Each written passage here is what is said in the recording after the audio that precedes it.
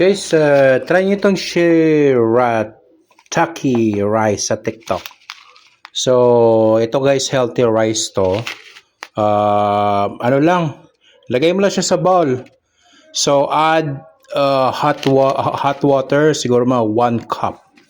So, cover mo lang siya. Ayan, ganda ng rice.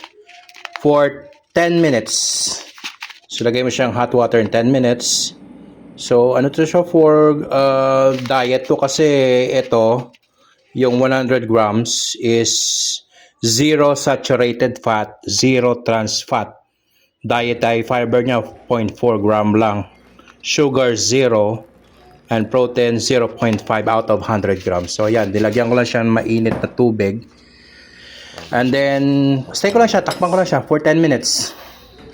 So, after 10 minutes, ayan na, parang ano na siya, di ba? Parang mukha na siyang Japanese rice. The Brown Bear Shirataki dried rice.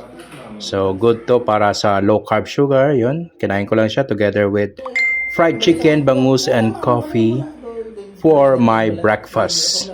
So, sa mga nag-lose weight, nakagaya ko, i-try na to. Nasa 90 plus lang siya. Sa Yellow Basket may tatlong Brown Bear Shirataki dried rice ka na. Diba? Masarap siya. Try nyo kasi pag kinain nyo siya, mafe-feel nyo yung difference with the other rice. So, this is Jason again and enjoy lang tayo sa ating Happy Meal Shirataki dried rice.